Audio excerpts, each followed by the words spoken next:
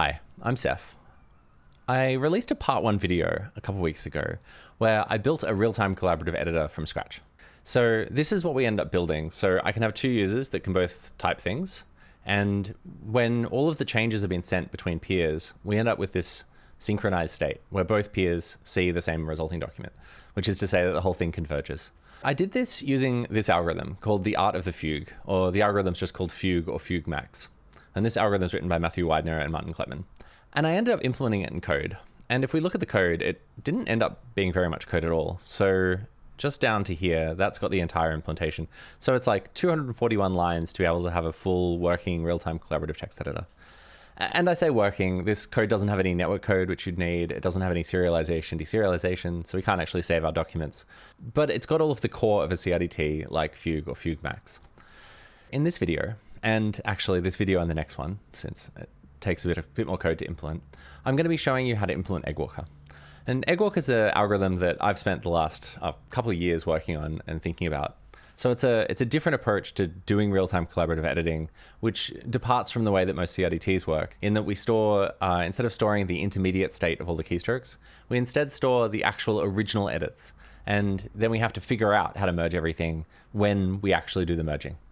So that sounds a little bit abstract. Let me actually explain that in a diagram, because I think it'll help. We've sort of got some data, which is the original edits. So let's say you and me both into an empty text document type at the same time. So I type hi, and you type yo. If we both do this, then we can describe these edits. So it's like insert an H at position 0, insert an I at position 1, and then your edits are going to be insert a Y at position 0, insert an O at position 1. So this is the original edits that we've created. The problem we have here is that what we actually want is that on my computer, after I've typed hi, it's going to be like hi, and I want to put your yo after my hi. So the editing positions here are actually like 0, 1, 2. So this is position 2, and the O needs to be inserted at position 3.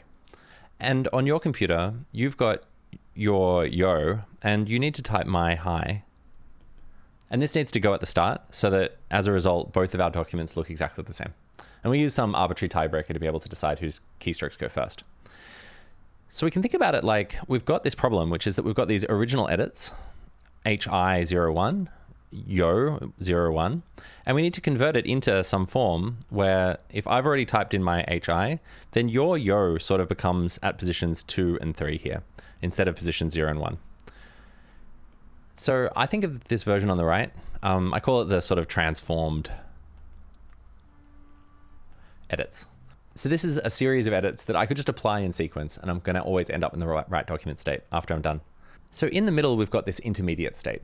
And if you watch the last video or you understand how CRDTs work, you'd understand that CRDTs like fugue max and fugue and YJS and auto merge and so on all use this intermediate format where we actually have all of the keystrokes. So in this case, H, I, Y, O, and we've got these extra fields that we store. So we have an ID, an origin left, and an origin right.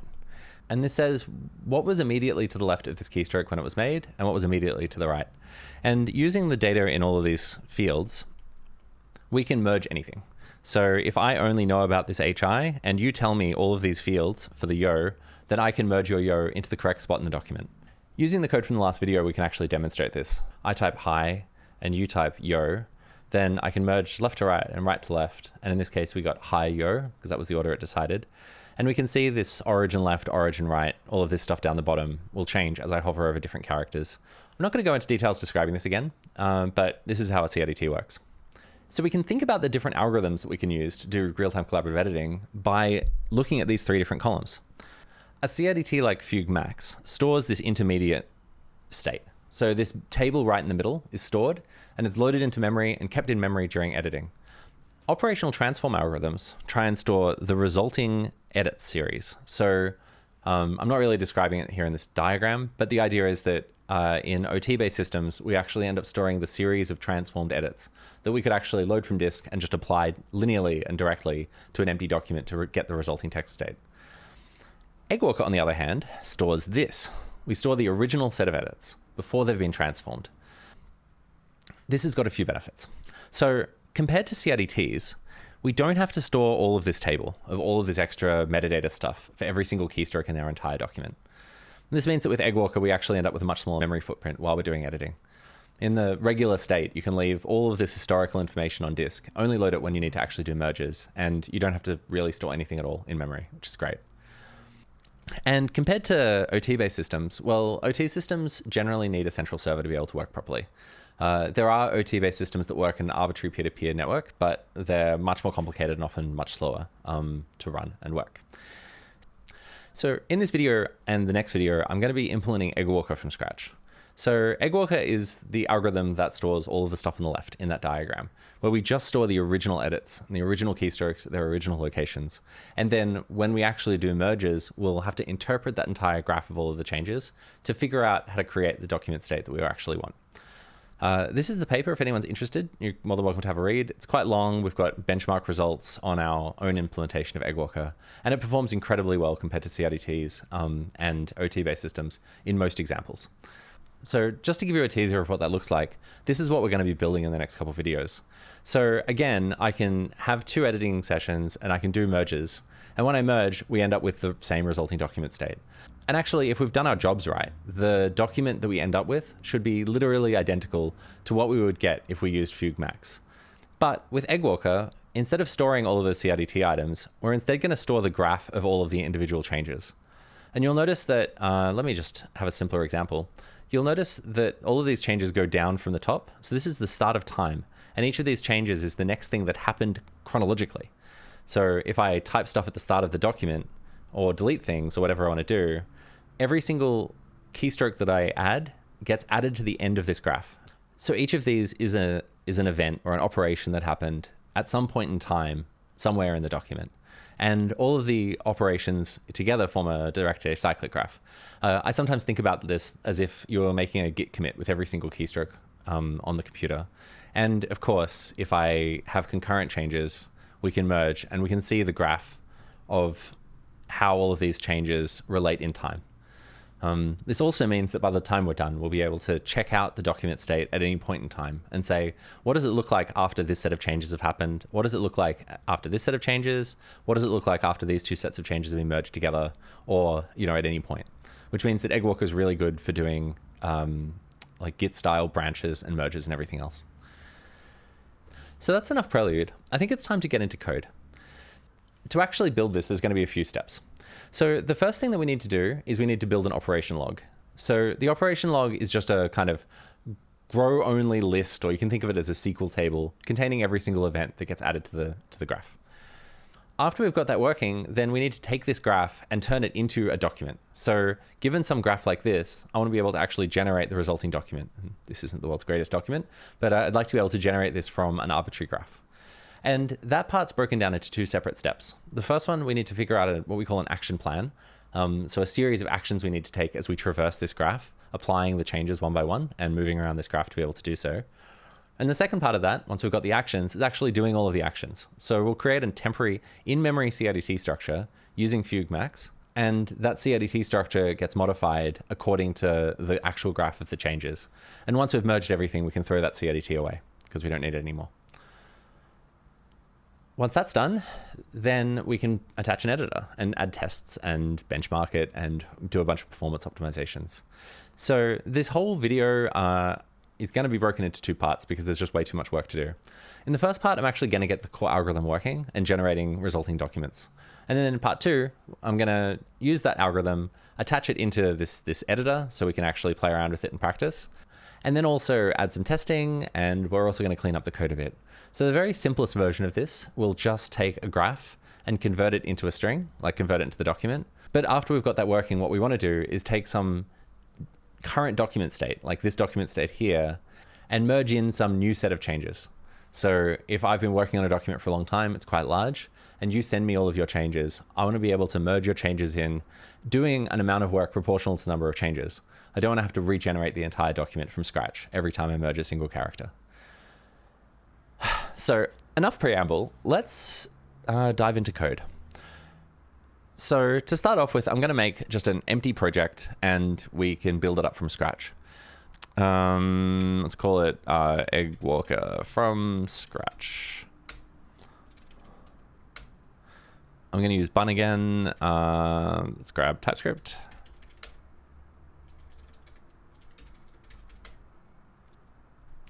And let's start editing. So the first thing I want to do is create a few types and describe an operation log. So the operation log, all operations, when we send them remotely, sort of over the network, they need to have some sort of ID that's globally unique. And I'm going to use the same approach that we used for the CRDT for that. So agent is a string and sequence is a number. Remember, these are just like essentially GUIDs that compress better. And we could just use a GUID, given this is a very simple example, but this is kind of what everyone in the industry ends up using. I'm also going to use something called a local version, and I'm just going to make a type alias for it called LV, which is just a number. There's a trick that we use in egwalker. So when I implemented the CRDT, every single item stored a globally unique ID, which is this sort of ID field with the agent and sequence number pair.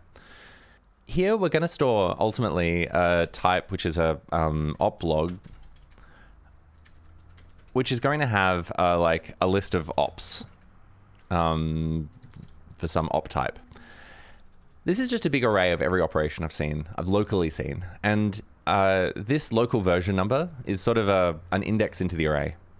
That said, though, the local version numbers are going to be different on different peers. And I'll explain more about that soon. But every time you see LV, this is just an alias for an integer, essentially. And in particular, it's an integer which indexes into this operation list. Now, what are all of these operations? For this, I'm going to add a generic parameter, which is the type of stuff that we're storing. So I actually want this implementation to be able to handle not just a text document with strings and characters. So in that case, T would be a single Unicode character. But I also want it to be able to handle like say a list of numbers, or if you were implementing Photoshop, you'd want a list of layers and for the user to be able to drag the layers around. So this T parameter is going to be like any arbitrary type that we specify.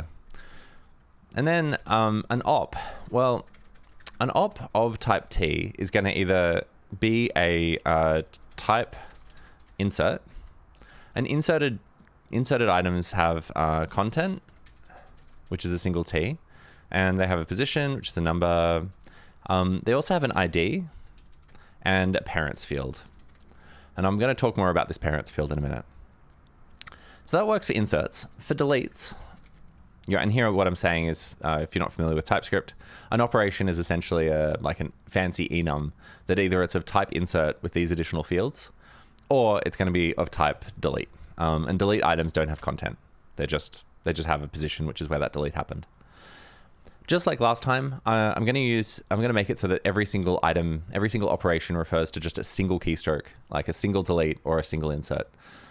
The reason for this, it's less efficient, or it seems less efficient, but the reason for it is that if you want to type a character in between two characters that already exist in the document, then we need to be able to uniquely identify that location in the document. There's optimization approaches which make it so that even though every single insert is one character, you still end up with fabulous performance if you like paste in 10 megabytes of text. And that you do that by doing internal run length encoding. If you want to read more about that, you're more than welcome to read this big long blog post that I wrote a few years ago. And in this blog post, if you scroll down to this changing the data structure section, I talk about doing this internal run length encoding approach where we take a series of items that say insert HELLO and then compact it all just to say, have one item that says it's inserting hello. But I'm not going to go through that or implement that in this particular implementation. That's a subject for another time.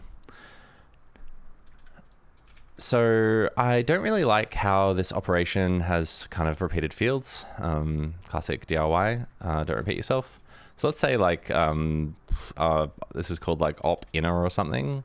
And I'm going to say that sort of a raw operation is just one of these two.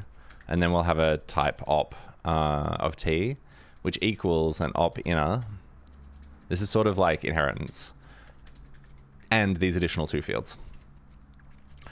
So if you're not familiar with TypeScript, this is kind of like weird, complex TypeScript stuff.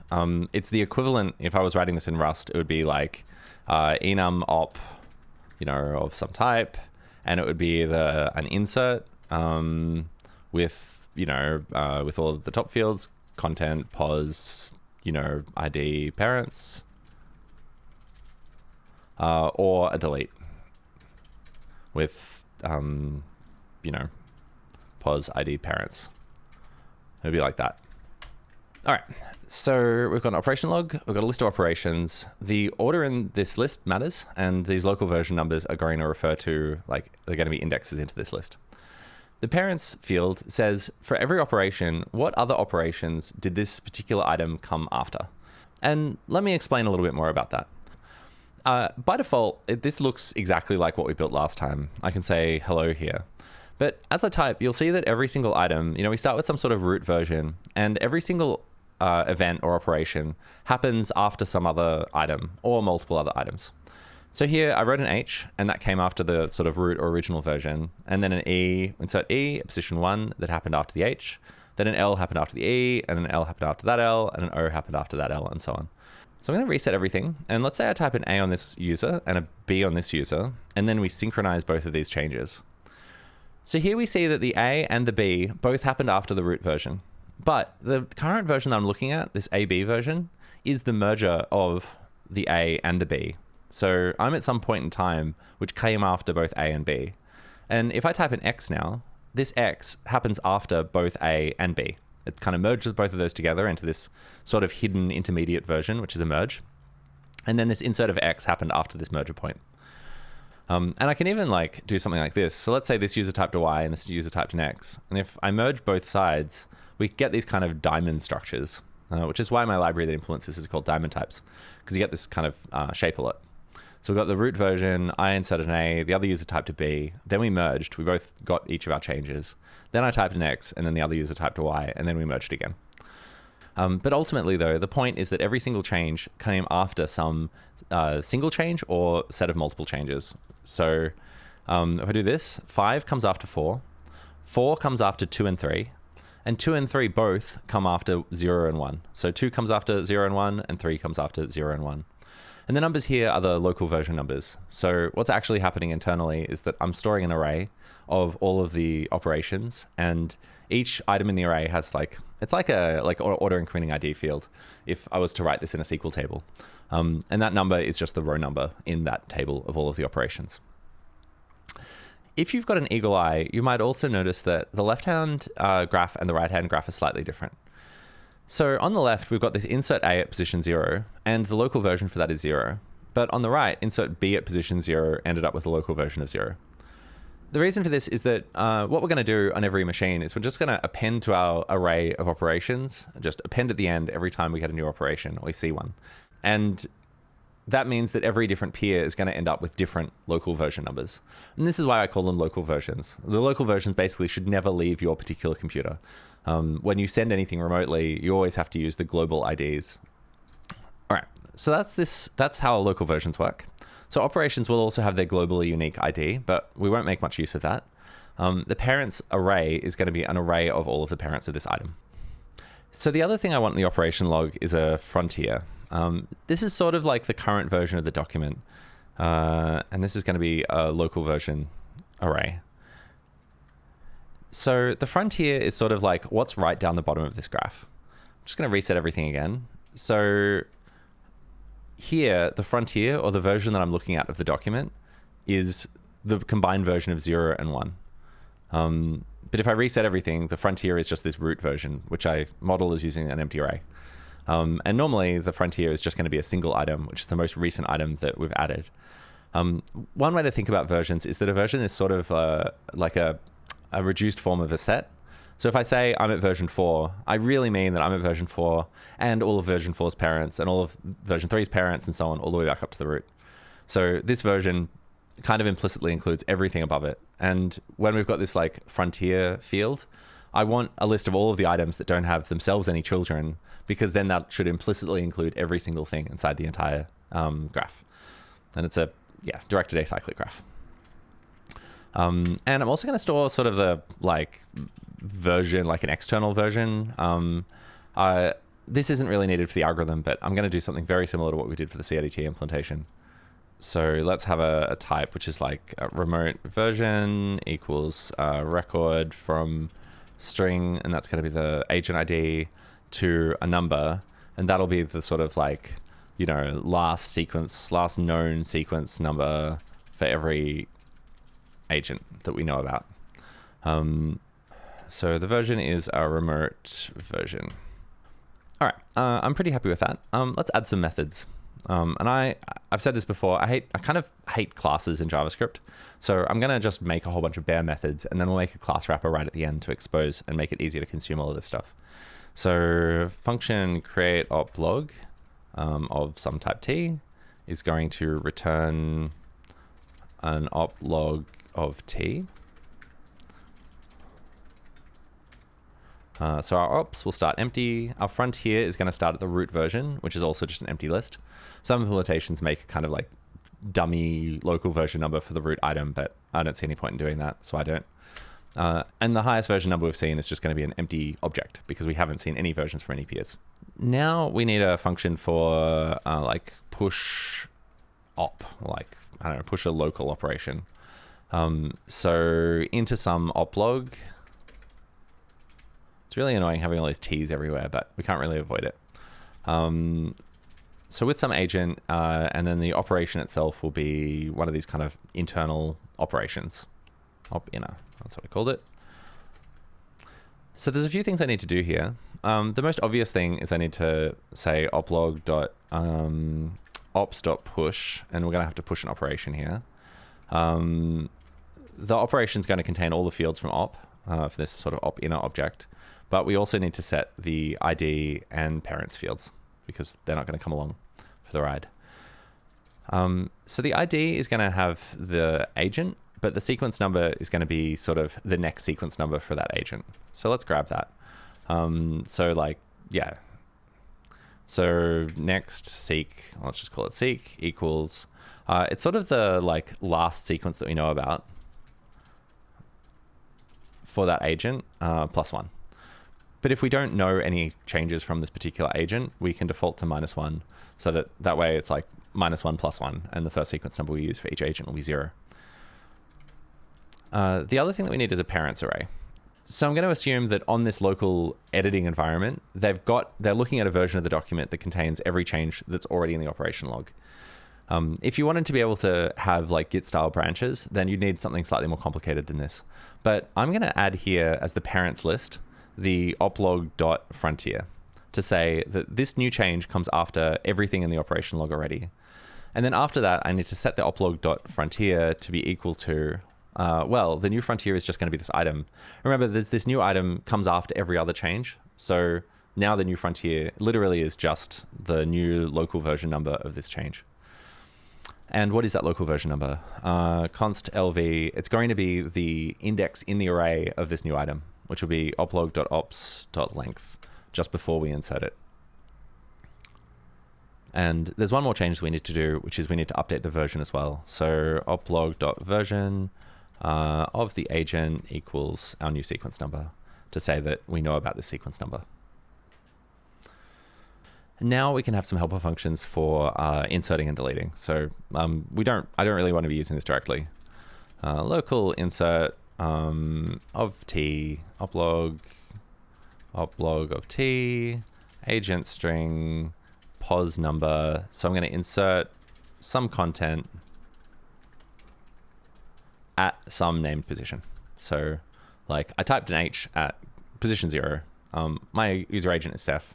I keep saying Seph, but actually you generate a random string because even one user, like me, might have multiple different devices, and every single device or every single editing environment needs to have its own user agent. But anyway, I'm just saying Seph because it makes more sense. And this is just going to call push local op into oplog with agent, and the operation is going to be, we'll have type of insert, content is content, and the position is the position. And likewise, we'll have a local delete function, and deletes just to have a position. This is pretty good, but I kind of actually want to be able to insert multiple things. So if I want to type a whole essay, I would like to just call local insert once rather than having to do that in a loop. So let's change both of these functions to be able to take, in this case, an array of content, and here a del len, which is going to be a number of the number of things that I want to delete at this position. So in this case, let's just go through all of the content, inserting a new item for every single one. Const c of content. And the content will be C. Every time I insert something, so if I type hello, the H is at position 0, and then the E in hello is at position 1, then 2, then 3, then 4. So every time I insert something, I need to sort of increment the position. And here it's pretty similar. I'm just going to do it like this, while del len is greater than 0.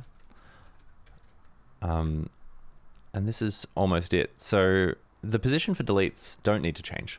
If I'm deleting hello, I can delete the H at position 0, but then I want to delete the E. But once the H has been deleted, then the E slides back, and then the E is now at position 0. So the position is like delete position 0, position 0, position 0, position 0, position 0, and that'll work fine. We also need to say del len minus minus, otherwise we'll loop forever. And that gets us most of the way to having an operation log. As I say, so far, this is just it's sort of like implementing a SQL table where we've just got these values in a series of rows. So let's just test it out to make sure it looks right.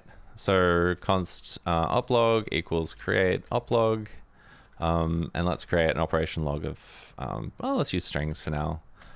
But we could use whatever we wanted. Then let's insert something. So into oplog, agent is Seph. Position 0, I'm going to type hello. So then let's console log what the oplog looks like, and console table oplog.ops to see, what all the operations look like in a table. So bun, run, egwalker. All right. So the new frontier is 4. And here we can see, let's go through everything. So we've got an array of operations, which have local versions 0, 1, 2, 3, and 4. They're all type insert, and they have the content hello, which is what we expect. The positions go up by 1 each time. Our IDs are Seph 0, Seph 1, Seph 2, Seph 3, Seph 4, which is what we expect. And our parents, the first one has a parent of the root of the document. And then after that, the second item, so item 1 has a parent of item 0. Item 2 has a parent of item 1, and so on. And if I inserted a new thing, if I scroll up, so this is our operation log object, we can see that the version is 4, and the frontier is 4, which is to say, if I add a new item into this oplog, then the next item is going to have a local version of 4. And the last scene sequence number for Seph is number 4. So that all looks pretty good. Let's also make it so that we can merge 2 operation logs together. What we want to do is essentially take the union of all of the items. And this is much simpler than it is for the CRDT case. So I'm going to make a function, merge into. So for some type of operation log, I'm going to merge into a destination oplog from some source operation log. This is going to be purely in memory, but in practice, if I was really implementing something like this over the network, I'd need a few functions to be able to find the version of the local operation log, send it to you, then you'd take that version, send me back all of the changes, all of the operations or events that have happened since that change since the version I sent you. And then I'd take all of the new events that you sent me and I'd merge them all in.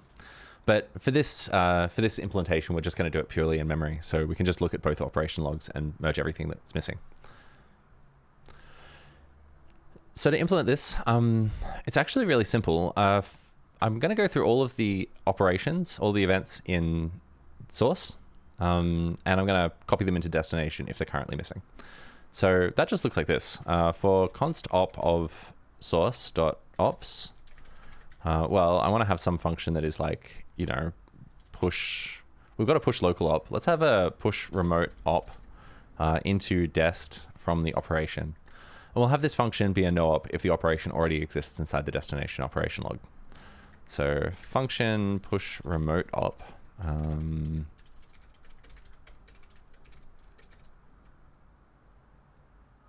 So I'm going to add another field, which is going to be the sort of the parent IDs, or like the external parents. So remember, when we send things over the network, we need to use these ID fields that are globally unique of agent and string. Agent and sequence number. So parent IDs will be a list of IDs, and we need to convert this list of IDs into local version numbers. So to do that, I'm just going to copy and paste a little bit of code. I hope you don't mind too much. This is code we also used in the CRDT implementation. So this is just a function that takes in an ID or null and another ID or null, and will return true if they're both the same. I don't think we'll ever run into this null case here, so we can probably delete it, but yeah, let's get rid of it. All right, so now we can implement this push remote op. So what we want to do is, first of all, let's find out whether or not the operation is already known locally. And if it is, we'll just return and do nothing. So const last known sequence number for this particular user agent is going to be actually, let's just call this oplog. Oplog dot version for, well, this new operation has an ID. Here's the new operations agent sequence number. So let's find out the last known sequence number for this particular agent, which is going to be that, or -1, I guess, just to make it simpler. If last known sequence number is greater than or equal to the sequence number for the new item, then we want to return, because that means we already have it. Otherwise, we want to push it. So oplog.push, ops.push the new change. So grab everything from op, but we're going to have to, so the ID is fine. The type and position are all fine. Remember, we use the original editing position for every single change in egwalker. The content field is just fine, but the parents field is going to need some changes. Well, we want to take the parents and replace it with this new list of parent IDs. So what we want to do is say parent IDs dot map from ID to something. Let's make a function for that. So const ID to LV. So in some oplog of any. The reason why I'm saying any here is because it doesn't actually matter the content type. None of this code is sort of refers to it. We've got some ID, which is an ID, and we want to return a local version. For this, I'm just going to do it the simplest, most basic way, which is we'll just scan through all of the operations we know locally and find the item which has that particular ID. So in an optimized implementation, you wouldn't want to do linear scans because it'll be slow, but it'll be fine here. So oplog.ops.find index of the item where the operation where the ID equals, so this ops ID equals the ID. So this will find the index in operations that looks like that. Const index equals that. Find index actually returns -1 if it doesn't find it. So if we don't find it, we actually want to throw an error. That's an invalid state. If index is less than 0, throw error could not find ID in oplog. And otherwise, return the index. So the local version is just the index here. So here we want to take the parent IDs, which is a list of IDs, and map them across into local versions. So ID to local version in oplog of that particular ID. Great. One last thing, which is that I want this parents list to always stay sorted. So I'm going to add a sort function. And for that, I'm just going to copy and paste another little function, which is sort local versions. And this takes a frontier, which is to say a list of local versions. And we're just going to call sort AB, A minus B, which will mean that we get the lowest number first. Remember, almost always these frontiers actually just contain one item. So if you're thinking this is an ON or ON log n algorithm to do all these sorts and everything else, don't worry too much about it. Again, almost all of the frontiers are going to be like a list that contains exactly one item. So let's take that and let's call sort LVs on this map. Whew. All right, so that's our push remote op function. Importantly, it does nothing if we've already got the operation. This ID to LV is going to throw if we don't have all of the parents already. So if any parent is missing in our list already, then we throw. And otherwise, we're going to add the new item to our operation log. We also need to update oplog.frontier and oplog.version. So the version's easy. Oplog.version of the agent is equal to our new sequence number. Now we've got a constraint here, which is that if let's say we saw change 2, like sequence number 2 and then sequence number 4, we could never add 3 because every time we use our local insert function, well, actually, even if we call this, we're going to think that the last known sequence number is 4, which implies that we already have 3. So I'm actually going to add a slightly stricter check and say, if the sequence number does not equal the last known sequence number plus 1, then throw error seq numbers out of order. Just to make sure that we're always going to see, Seph 0, then Seph 1, then Seph 2, then Seph 3. They've got to be in exactly that order. Again, this isn't strictly required for the algorithm, but if we're going to use a version number like this, which can detect whether or not we've already got a change, then this is a simple way to do it. So the frontier, we want to add the new item to the frontier, but we also want to remove everything from the frontier that is in the parents of the new item that we've added. So let's say if frontier contained 2 and 3, but the new items, new item, new op parents is, let's say that the new operations parents is 3, then the result is the frontier should end up being, it's parents and the new local version is 4. The new frontier should have 3 removed from it because 3 is already taken care of by the new operation. So it doesn't have 3.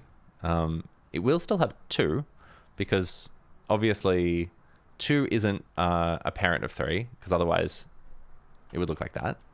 So we still need 2, and we're also going to need 4 because obviously this new item we don't know about any changes in the operation log that have 4 as a parent. So you'll have to trust me that this logic's right, or you don't have to trust me. You can think about it a lot if you want to, but the right implementation of this, I'm going to add this function called advance frontier. So we've got some frontier, which is a local version array, and we want to add some new thing. So we want to add a new local version. We want to add a new operation with parents of this. So what I want to do is take the existing frontier, remove everything that's in parents, and add this new version here, and make sure that whatever we return is sorted. So let's do that. So const the new frontier is going to be equal to the old frontier, but I want to filter out everything where the existing version is in the parents. So v to parents.includes v. So if it includes v, we don't want it. So filter by everything that is not in parents. Then we'll say f.push the new local version, and then let's sort the LVs. Let's sort the frontier just for consistency. This is often not going to be needed in this case because we know that the existing frontier is already sorted, and then the new local version was always going to be larger than anything that's in the existing frontier. But I'm happy to do that. So the frontier is going to be advanced frontier of the oplog.frontier, whatever the frontier is right now, with our new local version and our new parents. So let's break this out. The new local version is oplog.ops.length. The parents is going to be this. And there we go. So the new frontier is the old frontier advanced by the new local version and with the new parents. Our new last seen of every sequence number per agent, which I'm calling version here, even though the word version is thrown about and means 18 different things. Sorry about that. That's going to be the sequence number, which we know is the last known sequence number plus 1. And we've got this new operations. All right, so finally we're getting close to being able to have this merge into function work. It's complaining because I added this additional parent IDs argument and we need to pass it in here. So const parent IDs, well, this is going to be the operations parents, but the operations parents are local version numbers in the context of this source operation log. So I'm going to map from each local version to, let's grab the operation which corresponds to that parent from source. So source.ops at that local version and the ID of that particular item. So this maps from some local version into the ID of the item in source that has that particular local version. And that will do that. Whew, okay, did you get all that? So hopefully that's not too complicated. I feel like a lot of this code is just kind of dealing with the idea of remote operations existing, updating frontiers, local versions to ID, ID to local version, and updating a whole lot of stuff. Ultimately, as I said, this operation log in, like the list of operations in our oplog, should be just a grow only set. So we're just adding things into it, and it's just going to grow unbounded over time. One nice thing with egwalker is that you can actually trim this down later. So if you want to store a snapshot of what the document looks like at some point in time, you can take all of the operations and like archive them on disk or delete them if you want to. And you don't actually have to look at them at all, unless the only time you need to look at operations is if I want to merge in some changes where the common point, like the fork point, like you need to know all the operations from the fork point to the current version. All right, let's see if this works. So we've got our operation log. I'm going to do a local insert. So let's call this oplog 1, and I'm going to add an oplog. Oops. I'll add an oplog 2 as well. So let's pull this down. So oplog 1 has hello added. I'm just going to say like let's just add a just to keep things simple, and oplog 2 is going to have like a b. And we need to use a different ID. If the two IDs collide, then we run into big problems. So let's say I'm Seph and Alice is going to add in the B. Then I'm going to merge into, so we can merge into oplog 1 from oplog 2. And, you know, I guess we could do it both ways around. And then let's print out what our operation log looks like. So I'm going to run that again, and here's what we get. So we've got both changes, both ops, which is what we expect, and we can see them in the table down below. The frontier is 0, 1, saying that our new frontier contains both items. So neither item is a parent of the other, which is what we want. And the last known version is Seph 0 and Alice 0, which is right. And here are our operations. So operation 0 is going to have content A, and its ID is Seph, 0, with no parents, so it's parented off the root item. And the B is an insert of B at position 0 again from Alice, which is what we expect. If I print out the table of oplog 2's ops, then we see this. So it's exactly the same, but both of these items are in the opposite order. And this is completely legitimate. In fact, the order is totally arbitrary, just so long as every item's parents are earlier in the list than each item. So this is what we expect. And that's totally fine and legitimate. So, all right. Okay, so that's the end of sort of part 1, if you want. We've got our operation log working, and that looks pretty good. We can add new items locally, and then we can merge changes into the oplog. We've got an oplog of this. So our operation log is just a list of operations, and we've got these important indexes into the list, which is local versions. The frontier is all of the items in the list that don't have another item in the list, which is its child. So if I was to add another item, then that new item is going to have parents of everything in the frontier.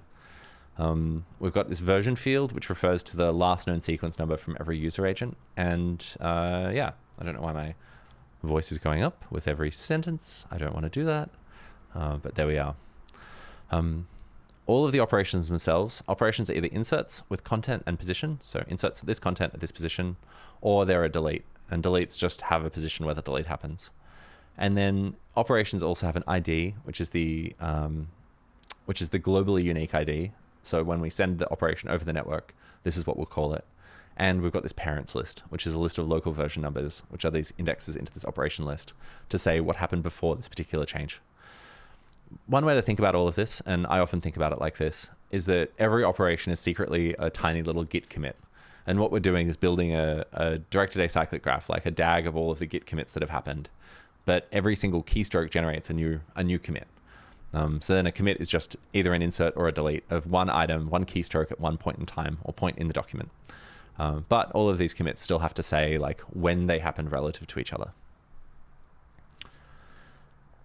And yeah. And then also we can, of course, merge these operation logs into one another, which takes everything that's missing in source and adds it to destination. And this merge into function should be idempotent. So if I took this merge into and copied it a million times, and then rerun it, it doesn't actually change the output at all, because it doesn't matter how many times you run it. It doesn't do anything if there's nothing to merge in. All right. So now what we want to do is do the next part, which is generate a document from our operation log. So let's build up slowly 2 new functions. So the first function is going to be a function that is like, let's call it checkout. Checkout simple or something. Let's just call it checkout. This takes a oplog of type T, and it's going to output what the document looks like once we've applied all of these changes. So this is an array of T's. This is going to be a pretty tricky function to build, so I'm going to build it up slowly from scratch, and hopefully it makes sense along the way. And once we've got that working, I'm going to add an even fancier version of checkout, which is going to take some document state, some array of T's, like a string, at some position in time, and we're going to merge in all of the changes that are missing into that document state, which is, of course, important when I merge someone's changes into my local state. All right. But before I do that, I need to explain how egwalker actually solves this problem, because it's a little bit tricky. So let's go back to my little visual aid here. I'm going to reset everything, and let's say we have, well, let's start with the simplest case. So if I have a document like this, where I've just got a series of inserts, then in this case, what I could do is just apply each of these changes directly to a local array, and we'd end up with the resulting document state that we want. That approach will work so long as all of the changes are completely linear, but it'll only work if all of the changes are linear. It's kind of a special case of the more fancy case, which looks like this. Let's say I've typed an A, you typed a B, and then I merged your B into my local state. And in this case, we've got this root document, and then 2 changes happen concurrently. And in this case, I can't just apply them directly because I don't know which order this A and this B should end up in the final document. So in this case, what I'll actually do, or what I want to do, is I want to have the same behavior as if on my computer, I generated a CRDT, like a fugmax CRDT with a list of all of the items. And we generated a CRDT for the list of all of your items. And then we did the CRDT merge, where we took all of the items that are missing in either of our CRDTs and we put them all into one list. That's what I want. But if I actually did that, and I could do that, by the way, so we could make us the simplest possible implementation of this that literally created the CRDT for every item in the left-hand side and in the right-hand side, and then ran the merge. But the problem is that if let's say I have a bajillion changes, and we merge that across, and then I have this event log, this graph, then I've got this series of linear changes all the way going down, making this CRDT list really, really big. And then I fork it. Well, at this point, if I sort of clone it in memory, I have to clone this like big data structure that contains all of this junk in it just to be able to add one item. And then I do a merge. Then I have to like scan through everything, figure out what's missing, merge it all together. And that'll be really computationally inefficient and really slow, and it'll use lots of memory. So I don't want to do that. So the question then, and this is kind of the big problem that egwalker solves, is how do you actually do this merger? And the way that I do this is I modify the CRDT algorithm slightly. So let me jump across to my iPad. All right, so what we're going to do is this. Let's say we've got our event graph, and we started at the root, and then the blue user added a change, and the red user added a change. And for now, I don't even care what these changes are. But I'm going to take you through it. And let's assume that they're both inserts. So what we want is we've got this sort of CRDT state, which is empty right now. When I add the blue change, I'm going to end up with this. It's going to be like a CRDT state with this blue item in it. Now, what I want to do is to be able to add both the blue item and the red item. So once I merge both of these into some little merger document, I want to end up with an array that looks like this, with the blue item and the red item both added, and added in whatever order they should be in based on the CRDT's algorithm. So in this case, fugmax. All right, so the way that it works is I'm going to do the following. So we're going to start with this thing here at the kind of root document state. Then I'm going to take it and I'm going to move down here. So I sort of think about it like we're doing these different actions. And the first action that I can do is an apply action, where I take this blue change here, and I'm going to apply it to my current state. So boop, boop, boop, move that down here. And when I do an apply, if I'm applying an insert, then I'm going to insert the item. So we'll pop this in here. And if I do a delete, I'll just mark it as deleted. So it'll have its delete flag. But what I want to do is take this thing, move it down here, add the item. But then once I've got this, I need to then also add the red item to it. We've got our apply. So the other things I want to do are called retreat and advance. So once we've added this item here, once we've taken this our leg list, we move down here. So we add this new item to it. And let's say this is what our CRDT state looks like now. So we want to take this thing with this one item inside of it, and we want to move it back up here in a way that I can then apply this red change to add the red item inside here. So to do that, I'm going to do a little trick. So currently with our CRDT items, with this thing, if you remember last week, each item has a few different fields. So we've got an ID, which is the globally unique ID of the item. We've got an origin left and origin right. But I'm going to add another field to each of these items called current state. The current state of everything is what its state is, which is to say it's either not been inserted yet, it's been inserted, or it's been inserted and then deleted. And I'm going to store this sort of extra state variable inside here, so that when I go back up to this root version, that I can mark this as being like something that should be basically invisible and be ignored for the purposes of inserting new items in here. So when I do this, we treat this in some way that it sort of doesn't take up space. So that way, if this position is 0, I can figure out exactly where this should be, knowing that we should ignore the amount of space that this item takes up. So that's kind of a bit of hand-wavy theory. Let me show you what it looks like in practice. So we've got this current state variable, and state is always one of the following things. We have not inserted. So this is like I don't even know what was inserted, governor. I've never heard about something that was inserted. This item's completely unknown to me. Then we have our inserted state. So inserted is like, it's a character that's currently in the document at this point in time. And then we have deleted. Unfortunately, pesky users can concurrently delete the same thing. Like if I make a typo, then you and I both might go in at exactly the same time and fix the typo at the same time. So if we both delete the same character, it could be deleted multiple times. And unfortunately, egwalker also needs to keep track of the number of times it was deleted. So I kind of think about these as numbers. So like, let's say not inserted might be the number -1, and then inserted will be the number 0. And then if it's been deleted once, then it'll have the number 1. But if it was deleted deleted twice, then it'll have the number 2. And if it was deleted concurrently 3 times, then it'll have the number 3, and so on. And we can use these numbers then to store what the current state is. So right now, this new item here that we've added, this blue item, will have a state of, I've just inserted it. So this is going to start off in state, the inserted state, to say that it's currently been inserted. But when I do this retreat operation, so I'm going to move this back to the start of time. As I do that, I'm also going to change this state. So the state is now going to be in the, not inserted. So we're in the state before time where we know that this inserted item shouldn't take up any space. Like the insert is like it's not happened yet from the point of view of where we are in time, which is currently this root document state. Once we've done that, we can take all of this and we can move it down here. So we can apply the red change. And when we apply the red change, I'm kind of running out of room here. So when I apply the red change, we're going to create a new item here, which is the red insert. And it's going to have a state as well. And its state is going to be inserted. We'll modify the integrate function. So last time I showed this integrate function, which is the function that figures out where items should be ordered relative to one another when I merge.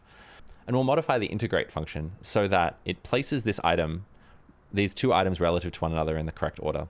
So these will go in the right order. And the integrate function will look at all of the other items that are in the same location that have this not inserted state to figure out where, when I insert this red item, where it should go. because of course we want to know that, like, does it go here or does it go in here or does it go later on? Maybe there's more items that it needs to go after. So let's say there's another change down here, this green change, and we wanted to insert that change as well. If I were to do that, I need to move this whole thing down to this point in time where, which contains both the blue and the red change. And in that case, I'm going to do the final operation or the final action, which is called advance. So if you remember, when we did the retreat operation, sorry, I keep saying operation. That's really confusing.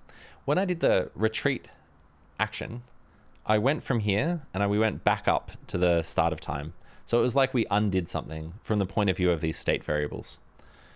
The advance operation, the advance action actually just does the opposite. So we're going to take the state, in this case, the state of this blue thing, and we're going to turn it back on again. So in this case, it'll look like this. We'll take this state not inserted, and we're going to once again mark it as being in the inserted state to turn it on. And after we've done that, then because both of these items are in the inserted state, they'll each kind of take up space in the list. And then if this insert here, let's say it was inserting at position 2, then we'd know that a position 2 insert is going to happen. Well, that would be position 0. That would be position 1 going in the middle here. And position 2 would be going at the end. And if the item isn't being inserted at position 2, I can count out because I can say, well, that would be position 0. I go after this item because it takes up space of 1. So now I'm at position 1. And then we go after the red item because it also takes up space of 1 because it's in the inserted state. Whew. Okay. I hope that makes some amount of sense. It's sort of very theoretical. The core idea, though, is we're going to create a CRDT document, which is just the same as it is for Fugemax, just the same as I did in the last video. The list, each item looks like this. So this is one item, and it's going to have these fields. It'll have an ID, but actually we'll use a local version instead. Local version. We'll have an origin left and origin right fields, and we're going to add this new field, which is the current state. The current state is going to be one of these states here, which is either the not inserted yet state, the inserted state, deleted, or some number of times it's been deleted. And I can just use a number to store that, and that'll be pretty easy and efficient for the computer. So let's write that in code. So we need to make like type CRDT item, and it's going to have some stuff inside it. And we're going to need a kind of document type, just like we had for our CRDT implementation. Before I do that, though, I'm just going to do the code that figures out what actions we should be applying to be able to get where we want to go. And then we can implement all of these different actions one by one to be able to generate the document state that we want. So we need to sort of go through every operation, and every operation needs to be applied once. But every time we apply an operation, we need to first of all make it so that our document is in the state corresponding to the parents field of that operation. So if there's operations that have been applied that weren't in the parents of the new item, we need to retreat them. And if there's items that are in the parents but aren't in our current state, we need to apply them. So I'll do it like this. I'll let current version. So we'll start off with some version, and every time we go through an operation, so we're going to go through all the operations in this oplog. Actually, I'm going to have to write it like this. For let lv equals 0, as long as lv is less than oplog.ops.length, lv plus plus, const op equals oplog.ops at lv. So I'm going to go through all of the operations, and I want to apply this new operation, this operation that I found. Before I do that, I want to retreat everything that I need that isn't included. Then we need to advance everything that's missing from current version, and then we'll apply that particular operation. So apply is pretty easy, and for now I'm just going to console log, apply, let's just print out the local version. For retreat and advance, I need to figure out what the difference is between this current version and op.parents. So see which things need to be included and which things don't need to be included. Going back to our example here, let's say I have this A and B, A and N, I guess. So I'm at the root version. If the new change's parents are exactly the same as the current version, we don't do anything. So in this case, I would apply this change. Then I want to apply this change. But before I can apply it, I need to retreat this. So this change says its parents is the empty list. But after I've applied this, the current version is going to contain this new version. So I need to like remove that. I think I'm over-explaining this and confusing it. So after I've applied this operation to our current state, then I need to advance the current version by this new change. And because of how frontiers work, we can just say current version equals LV. But I'm kind of avoiding the hard part, which is figuring out what to retreat in advance. So to figure that out, I'm going to make a diff function. It's like a version diffing function. So I'm going to take some oplog. We don't care about the content type here. And some A version and some B version. So what this function needs to do is we've got this A version, and remember that that's a frontier. So let's say I have a document that looks like this. If I pass in 4, I'm really talking about the set of every single change that's included in 4 and all of 4's parents. So in that case, it'll be all of them, 0, 1, 2, 3, and 4. And I'm trying to find the difference between that version and some other version. So let's say I also pass in 1 as B. I'm saying, well, 4, 3, 2, 1, and 0 are all in 4, but only 1 is in B. So in that case, we'd say that the A version, so 4 contains 0, 2, and 3, and 4. They're the things that it contains that aren't in B. And B contains, well, B doesn't contain anything that's not in 4, because 4 contains everything. I can do that using set difference in JavaScript. So if I do the full expanded version of A and the full expanded version of B, and then just ask for the set difference, then that's going to answer my question. Unfortunately, this is a order n algorithm, like an ON algorithm. It's going to grow in complexity and in computational cost linearly with the number of changes that are in our entire operation log. So again, even if we're in this state where I've got a whole lot of stuff and then we both make some concurrent changes, then I'm still going to end up expanding this entire list of all of these changes twice, then finding the difference between that entire list just to discover that 23 and 24 are different. But we'll fix that later. So for now, let's just implement it in this sort of, like bad implementation way. And it's only bad because it's slow. So to do this, I'm going to first of all implement a sort of expand version to set function that, given some operation log and some version, or some frontier, we're going to return a set of LVs, which is all of the local versions that are in the expanded set from that frontier.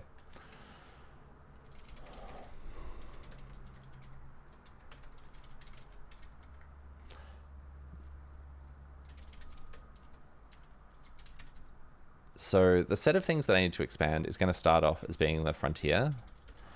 Calling slice on a list gives you a shallow clone of the list. So that way we can modify this to expand list without actually editing the frontier that was passed in, because we want that to stay immutable.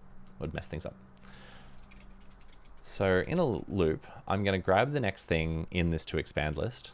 So to expand.pop, and I'm going to expand it. So let's add all of its parents.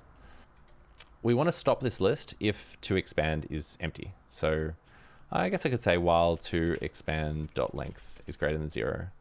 And when I call pop, this could return undefined if the list was actually empty, and that's never going to happen given that the length is always greater than 0. So that will make it so that LV is always a number, because I'm saying no, really, it's always going to be something.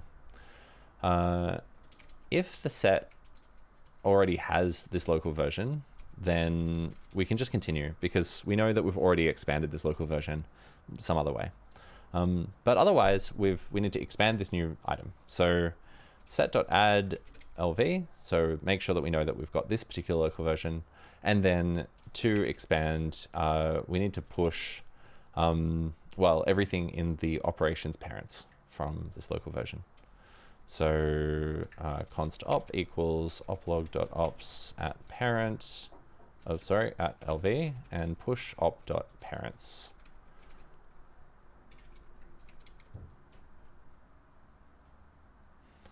So that'll add all of the operations parents to the expand list.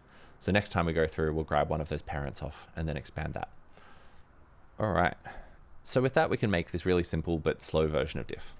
So a expand equals expand version to set of oplog and a. B expand is going to be expanding B in the same way. And then we want diff to return, let's make a type alias for it. Diff result is going to be sort of A only. So a list of the version numbers that are for the versions of the operations that are only in A and not in B, and B only for all of the operations that are in B but aren't in A. And this is going to return a diff results. A only is going to be, well, what it is it's A expand sort of minus B expand. So luckily JavaScript has a difference function, but unfortunately it is not showing up. It does not exist on typeset number. Did you need to change the target library? Dear TypeScript, I would like to use everything that you know about in JavaScript. There we go. Now we know what difference is. So A expand.difference and B expand. And then B only is going to be B expand is difference and from A expand. So B expand minus A expand minus B expand. That will be the things that are in one of these sets and not in the other. We're also returning these as lists. So we don't have to, but I will. So let's just use our little list expand, and that'll convert these sets into lists. All right. A only, B only equals diff in oplog from. So we want the difference between the current version and the ops parents to say what's in current version and not parents, and likewise what's in parents and not in current version. This is a list of local versions. So we want to retreat by everything that's in A, i.e. in current version, but we don't actually want it because it's not an op parents. For const I in A only,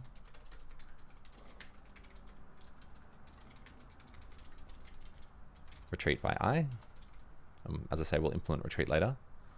Oh, yeah.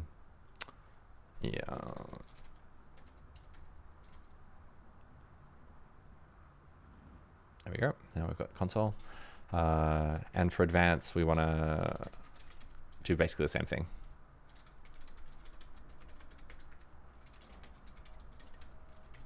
We want to advance by I. We want checkout to return a list of T's, but we haven't implemented that yet. So let's just return an empty list for now. And then that'll make TypeScript happy. Okay, so I bet you thought that this actual list, like advanced retreat and stuff, is going to be more complicated. It's actually not that bad. We just have to figure out the difference and then retreat in advance to be able to make it so that the current version matches what we expect. And then that way we can apply this change and then set the current version to be right after this change happened. So let's test it out here. So just to refresh my memory, our operation log looks like this. Okay, I missed a comma there. All right. Well, let's run this. So right now our operation log looks like this. So we've got these two changes. So I want to check out the document, and what I should do is apply one of them, then retreat it, and then advance and apply the other one. So let's see what actually happens. So I'm going to call checkout on oplog 1. And when I do that, I get this. So we're going to apply operation 0, which is here. Then we'll retreat it, so unapply it, and then we'll apply operation 1. Just for fun, I'm going to make these inserts be a bit longer. So this is going to say hi, and this one's going to say yo. And let's see what this actually looks like now. Let's remove that. Here we go. So I'm applying 0, so apply the H, apply 1, so hi. Then I'm going to retreat 0 and retreat 1 to unapply both of them. This retreat function, if we wanted to be really persnickety, we could make it so that it retreats them in the order that they were applied in, but it's actually not necessary. Then we want to apply yo. So here's applying all of the characters there. One really interesting thing about this though is I'm going to print out the console table for oplog2, and let's check out oplog2. In this case, we get this. So it sort of does that same thing in the opposite order. We're applying yo, then we have to retreat all of yo, and then we apply high. So even though we're doing the same work, oplog1 and oplog2 have like the same content, and they've got exactly the same operations in the operation log. The order that this checkout happens in, like the order that we traverse this graph, changes the performance of the algorithm, because sometimes we end up doing a lot more retreats than other times. Like we'll apply everything exactly once, but in this case we had to retreat like these 6 operations, whereas if we just did oplog1, we only had to retreat 2 operations, and that would be faster. All right, I'm going to blow through getting this advanced retreat and apply functions all working. And then let's call it there for now, and we'll fill in all of the miscellaneous details after we've got all of that in. So let's add our actual CRDT data structure. This current version isn't quite enough. I think I started writing it here, but let's do it just here. So we've got a CRDT item, and this is actually going to look almost exactly the same as the item that we created when I implemented FugueMax in the previous video. So an item's going to have it's going to have an ID, but actually let's just use the local version. And that's the local version of the operation that inserted it. We need origin left and origin right, and these are both going to be local version, or I guess -1 if origin, like if the item's right at the start and there's nothing before it. And origin right is going to be the same, again with -1 if we're inserting something right at the end of the list. We want a deleted field, deleted. Sometimes I think about this as sort of the end state variable. So we've got this state. So like not yet inserted is going to be -1. I could use an enum, but I'm not going to because I'm a rebel. Inserted is going to be 0. And then like deleted like 1 time is going to be 1. And then deleted twice is going to be 2, and so on. One way to think about this deleted flag, which is, by the way, exactly the same as the deleted flag that we had in the pure CRDT implementation, is that it sort of maps the state after everything's been applied, or if you want, the state in our actual output. But anyway, we don't really have to think about the theory that much. This is just stores a variable of whether or not this item has ever been deleted in everything that we've traversed. And then finally, we need our brand new fancy state variable. So it's like current state is going to be a number, but it's actually like one of these things here, you know, not yet inserted, or deleted some number of times. I guess I could make a type alias for it, but I'm too lazy. So we've got some list of these items. We need to store them somehow. So const, so type CRDT doc. We've got like items, which is a CRDT item list. And I'm also going to put this current version in here. So current version is going to be some local version number, which is what the current state corresponds to. I'm also going to need a couple other state variables. So I know what I'm doing, so I'm going to just add them, and you'll see why they become useful soon. So I'm going to need delete targets. So this is essentially a map from the local version of a delete. So for every delete operation that we've already applied, it's going to have a local version. And this delete targets array is going to tell us which, like, the local version of the corresponding insert. Like, what did we actually delete with this particular delete item? So we need that. And we're also going to need items by local version. So I'm using an array of CRDT items, an array of local versions here, but it's just because they're basically maps, and an array is a map from number to some item. So this items by LV just lets us, like, it's going to have all of the same items as their own items, but it lets us kind of like look up an item by its local version. So this is local version to map from local version to CRDT item. And now we have the CRDT document state ready. instead of storing a current version, I'm going to say const doc equals CRDT doc equals. So the items are going to start off empty. The current version is going to start off empty. The delete targets also empty, and the items by LV is also going to be an empty list. When we grab the difference, we're going to grab the difference from the doc's current version. And then when we set the current version, we're setting the doc's current version down here. Now, every time we apply, we need to like add items to the items array. And also while we're at it, add delete targets and items by LV if we need to. Retreat and advance are actually much simpler than you think. So let's implement them next. So retreat looks like this. We can just take in, I guess for some t, we've got a doc, which is a CRDT document, and we're gonna have to look at the oplog of type t. And actually, we don't really care what the type is here. And we've got some operation local version, which is a local version, which is what we're actually retreating. So I want to retreat this operation. So if this is an insert, then I want to take the corresponding item in our document, which is the item that was inserted, and I want to sort of mark its current state as being, going from 0, which is the inserted state, to being in the -1 or not inserted yet state. And if this is a delete operation, then our item is going to have a number like 1, 2, 3, 4, 5. Let's say it's 1, because usually things are deleted one time. So we go from the deleted state of 1 down to the inserted state of 0. So regardless, we're going to take some item, which is the item inside doc, and grab its current state and reduce it by 1. So the operation is, like the operation that we're retreating is the oplog.ops of oplv, the target of that operation. So if it's an insert operation, remember that the local version number for inserts is just the local version of the operation that did the insert.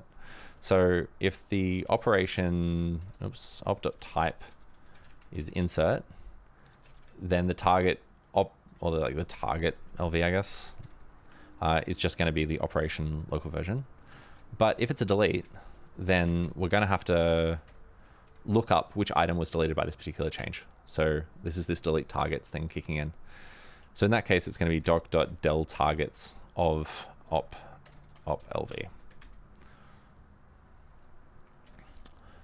The item that we're actually deleting is going to be the doc.items by LV of the target local version.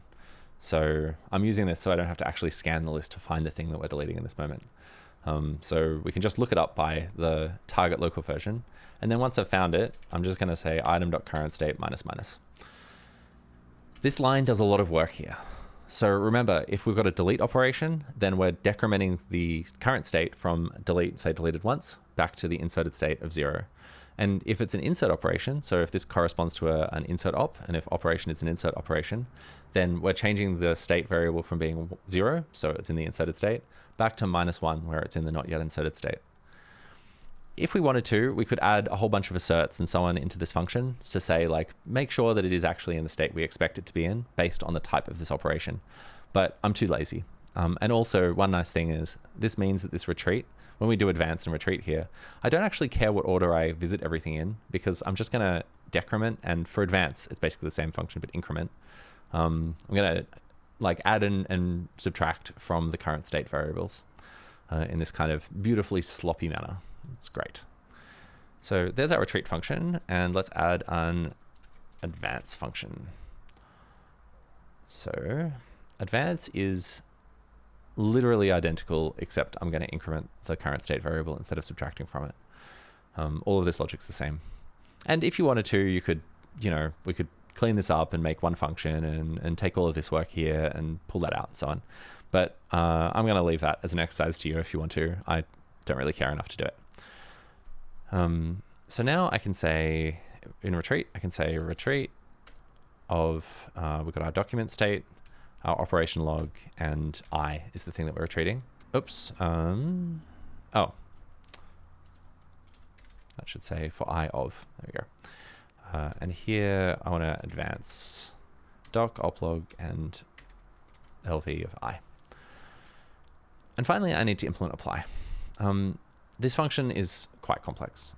So our apply function needs to take this operation, or the operation corresponding to this local version, and for inserts, we'll add a new item into the CRDT document state.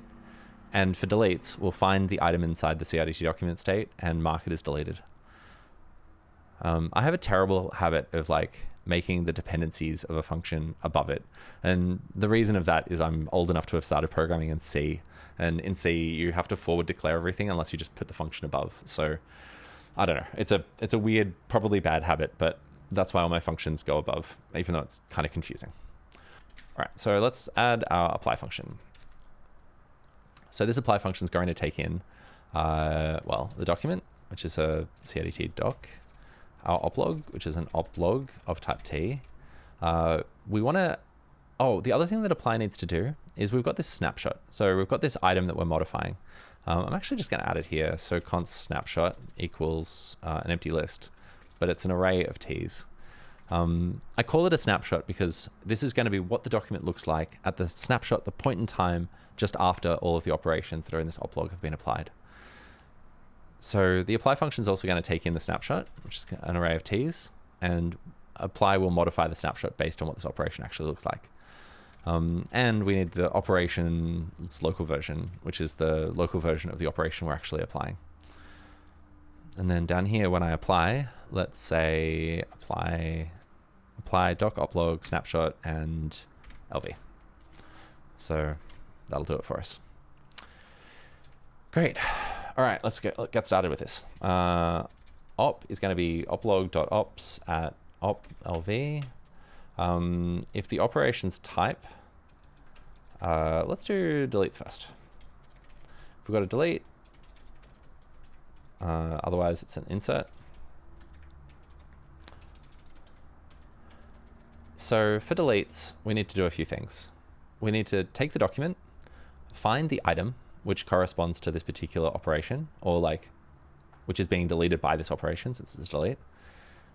The operation has a deleted flag, so we need to mark it as deleted. We need to modify the snapshot to edit and delete the actual item in the snapshot, because obviously it was deleted. And you might be curious if in this retreat function, you can actually just use the, because remember this operation has a position field, which is the position of the item that was inserted or deleted. And you might think you'd be able to just use this position field to scan through the document and find the item at that position. But this doesn't work because the position only means something at the version at which that operation happened. So you can only use the position when the document's like current state matches exactly this operation's parent version. That's probably not going to make sense unless you've thought about this problem a lot. But so to actually delete something, I'm going to need a helper function. So I want to find the item that will be deleted. The item that's going to be deleted is whichever item is at the op.position. So I'm going to make a function called, say, like find by current position to scan through all of the items looking for the item with this current position here. So this is going to take a list of CRDT items and find the item corresponding to our given position. So find by current pos, items, CRDT item array, and some position, which is number. So I'm going to just return the index of the first item after this many items have been passed. And again, now you might think that I could just use the position as an array, like as an index into CRDT item. The problem is that this CRDT items array might contain items that have been deleted, and we want to skip past them. They sort of don't count for our position, because the position of the event should be after, like it shouldn't take into account the size of deleted items or the size of items that we don't even know about. So the current position, which is the position we are in items, is going to start off as 0. And I'm also going to have an index, which starts off as 0. So that's our index into this items list. And then finally, we're going to return the index. So while the current position is less than the target position, in fact, let's call that target position because it's a better variable name, target position. Then, well, if our index is greater than or equal to items.length, then we've kind of gone past the end and something horrible's happened. So let's just throw an error. Past end of items list.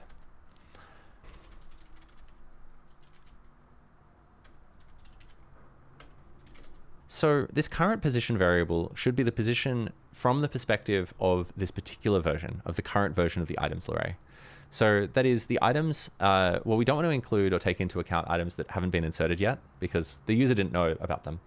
And we also don't want to take into account deleted items. Deleted items, like if the user puts their cursor somewhere and inserts or deletes, they don't know about anything that's been deleted and we've long forgotten about. So we also need to skip them. So really we only care about inserted items. So if item.currentState is equal to inserted, then current position plus plus. And finally, index plus plus. So go on to the next item, and then we'll return the index. Actually, maybe it might be nicer to write this as a for loop. It's just we don't have any initializer. So for nothing, so long as current position is less than target position, index plus plus, and that'll work. So keep scanning through all of the items in items until current position is no longer smaller than target position, i.e. until current position is target position, and then we'll stop and return the index. Unfortunately, we're going to need one more piece of information from this find by current position, which is the end position. So one way to think about it is it's like there's these sort of different points in time which I need to know about. One point in time is the position in time of this particular operation which I'm applying now. And that operation happens at the current point in time of this document. So at whatever this current version is. So let's say I've got some changes and I'm merging them all in. So I'm going through one by one each of these events, each of these operations and applying them. So this operation here, where it says insert D at position 2, this position 2 is relative to the point in time when this operation was applied. So it's relative to the parent event or the parent operation or right after the parent event of this particular operation. However, later, I'm going to, for example, apply this change here. And this change, so this says insert D at position 1. Position 1 is also relative to right after its parent state. But when I apply this insert, in my local snapshot, remember I'm applying them to my snapshot, I'm editing this array of the actual document that I'm constructing. That document has already got all of this stuff on the left-hand side applied to it. So I know that this insert is at position 1, but I'm going to have to insert this D wherever this D actually ends up in the document, which is at position 0, 1, 2, 3, 4, 5. So this D ends up going at position 5 in the output. So this is kind of like these different positions at different contexts that we have to keep track of. We've got insert D at position 1 relative to just this F existing. That's the only thing which will have a state of inserted when in our list. All of this stuff is going to have a state of not yet inserted. But then after that, we're going to also have to modify the snapshot, like our snapshot that we're building up of the document, to know that we type in this D at a position that also includes all of the stuff that we've already inserted. So to make that happen, I'm going to make this find by current position return two numbers. One's going to be the index. So we'll return like the index. And I'm also going to return the sort of end position. So the end position is the position in the document which has like all of the things that are in our CRDT item already applied. And that includes if they're deleted, it won't count because they've been deleted in the end state. But if they've been inserted, and even if the current state is not yet inserted, the end state will certainly take into account the fact that they've been inserted. So to do this, I'm also going to add another variable, let end pos, also going to start at 0. And I'm going to include, like, bump up this end position just if the item hasn't been deleted. If the item hasn't been deleted, end pos plus plus. And again, we can think about this deleted field as if it's like current state stores the state of the variable at the point in time. So we're traversing up and down and moving around our graph. Current state represents what this particular inserted item state is at the point in time that we are as we bounce around. Deleted kind of represents the state with everything that we've visited so far. So going back to our graph, if I went down the left-hand side first, I've applied all this stuff, and now I'm applying 4, and then I'm applying 5. the end position is, or the end state of all of the items are the state after everything that we've visited so far has happened. And the only two states that could be in is either inserted, which is to say that an item's been inserted and not deleted, or it's been deleted at least one time. We don't really care if something's been deleted multiple times. And so the end position is relative to that state. I don't know, I've over-explained this now. You're welcome. So we're going to return the index and end position. Types deleted, find by current position, index and pos equals that.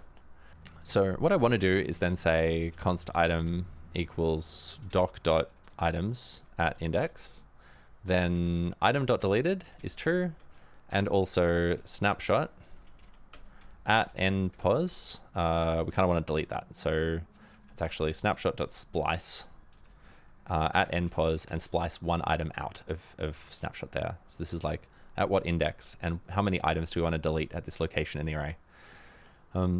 I want to say all of this, but this isn't quite right.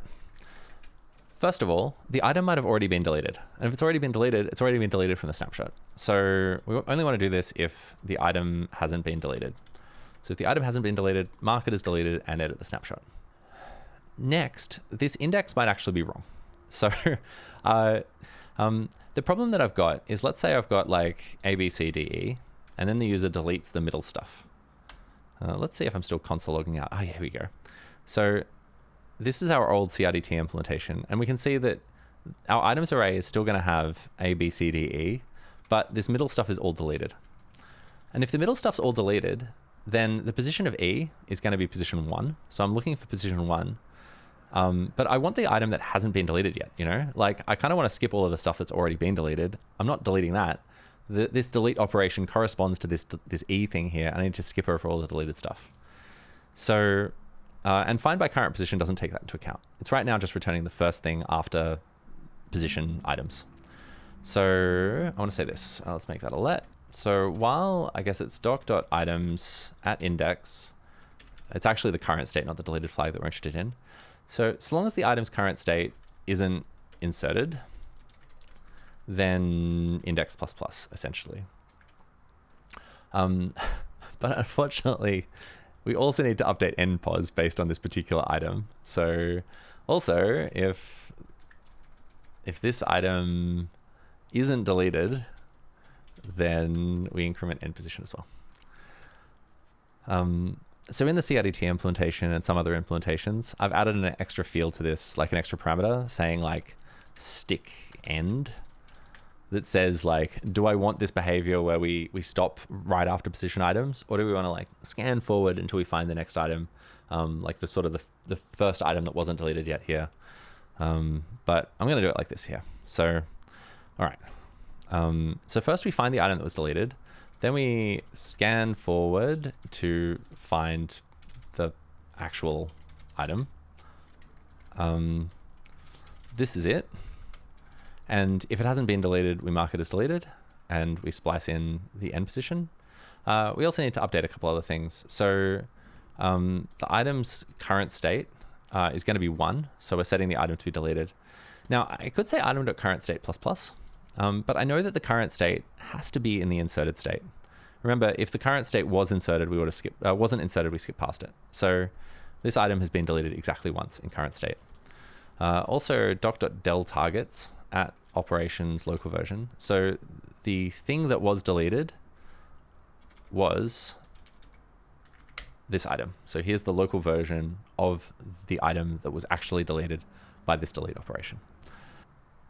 And now finally we're done. So this is all the work we need to do for a delete. Let's do insert, and then I'm going to wrap up this video, and I'll do another video where we finish up the entire thing. Now, you would hope that insert is simpler, but unfortunately it's not. But we can reuse some of the functions we've already implemented. So first of all, we're going to find the item in the same way that we did before. So find by current position in doc.items, we're going to look for the op.position. So this is going to get us our index and end position. Unlike deletes, this index is actually correct, which is to say we will insert here. well, we'll probably insert here. We're also going to need the integrate function because there might be multiple items that have been concurrently inserted at the same location. And if we've already got one of them in our list, we might need to scan past it to be able to find the correct insert location. But we'll get to that in a minute. All right, now we need to figure out the origin left and origin right of the new item. Because what we're going to do is create an item, which is going to be a CRDT item, corresponding to this new insert we're doing. And then we'll like insert it into the document, like the item list. So the item's local version is going to be the operations local version. And we also need, well, I guess deleted is false. That's pretty easy. And we're also going to need the origin left and origin right. The current state's also easy. Every item starts off in the inserted state because, of course, it's just been inserted. The origin left of the item, that's pretty easy. So the origin left of the item is the local version of the item directly to the left. And that's pretty easy to find. It's going to be doc.items at index -1 and the local version of that particular item.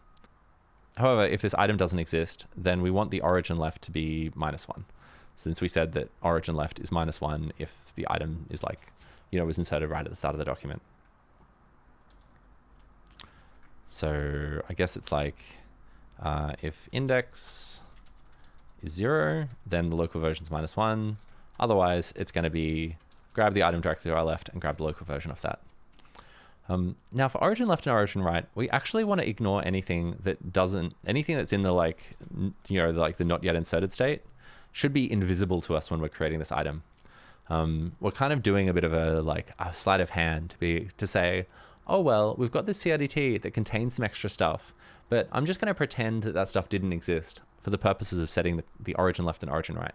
Like origin left and origin right should look exactly as they would if we were implementing a normal CRDT with two peers which don't know about each other's changes yet. And in that case, we kind of want to skip past everything that's in the not yet inserted state because that won't appear yet. But it's okay in this case because the item directly to our left will definitely be in the inserted state because find by current position will have only incremented current position if current state was inserted.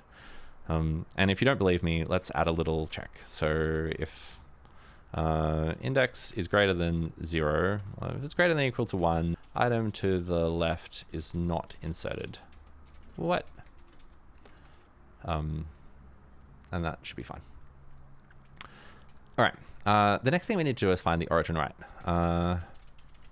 So you'd think that it's going to be simple as well, and it'll be something like this, where we're just going to grab, I suppose it would be the item it's sort of like the item to the right of us, but we haven't been inserted yet. So it's kind of the ID of the item at this index. However, again, we need to ignore anything that's not in the not yet inserted state. So we want to ignore anything that this local peer, this local editor didn't know about when it created this change. So to do that, I'm actually going to write it like this. Let's say let origin right equals -1. So then let's scan for let I equals index. So we'll start at index. As long as I is less than doc.items.length, I++. And we'll see if we can set origin right to be the item, at position I. Const item 2 equals doc.items at I. If item 2 dot current state is not equal to not yet inserted, then we'll use this item as our right item. Origin right equals item 2 dot local version, and then break out of the loop. The nice thing about this is we set origin right to -1. So if we don't find anything, like we run out of list before we find anything that's not yet inserted, then this loop will just end immediately and origin right will keep its default value of -1. All right, so now we can add in our origin left and our origin right, and we have an item. So now we've got this item, we need to do a couple things with it. We need to say doc.items by LV of oplv equals item. So later we can look up which item has this local version without having to scan the entire list. And then the other thing we need to do is we need to do our CRDT integrate function. So I'm going to start off with the integrate function that we wrote the other day. So this integrate function here, which I talked a lot about in the last video. What this integrate function actually does is it scans through from the position that we started in, it scans forward to find the location where we really want to be inserting this item in. The reason why this is needed is because let's say I type an A and you type a B. When I merge your B into my document state, this B and this A, we can see down below here, they've both got the same origin left and origin right. So when I merge this B in, I might think that it should be inserted at the start. And in fact, in this case, we do a tie break based on the ID of these items, or based on the agent in the ID. But to figure out which order they should actually go in, we need to, do some complex logic that looks at the origin left and origin right. It might need to look at the ID, and it scans through the list until we can find the right location to insert. And that way, likewise, if I copy this A across into this right-hand side, so now we've got AB here, we want both of these items to end up in the same order on all peers. So no matter what order we integrate all of the items in, with some caveats, we should always end up with a document that has all of the items in the same order. And to do that, we ended up with this very complicated function here, which I'm just going to steal. And I'm going to get rid of all of this commented out code. So what this function does, it's going to start at some destination index, which we calculate. And then we scan through all of the items until we find the right location to insert. And at that point, we break. And once this loop finishes, here we're calling doc.content.splice. So we're splicing in the new item in at the location corresponding to destination index. So this is almost correct for what we need, but we need to make a few different changes. So I'm going to go through and do those pretty quickly. First of all, we've got a CRDT document instead of a document. I just called it something different this time. And likewise, it's a CRDT item. Next, I already know the index that I want to be inserting it into. So I'm going to pass in the index instead of computing it from scratch. And this is like the first index that I would consider inserting it in. I also need to pass in the end index, end position. This is where I'm going to insert into our snapshot and also pass in the snapshot, which is going to be an array of t's. So I guess we'll take a t in. So our snapshot is the sort of document that we're actually building up. And at the end of integrate, not only are we going to be, I called it doc.items. Not only will I splice in our new item at destination index, I'm also going to splice it into the snapshot. So snapshot.splice at end position, remove 0 items and insert, I need to insert the item itself. Let's also pass in the operation log. And then I can say that here is oplog.ops at, it's new item.lv. So that's the operation itself. And we're going to grab the content field out of that. So I want to grab the content field, but TypeScript is correctly saying that if the item is a delete, then it's not going to have a content field. So let's write this out longhand.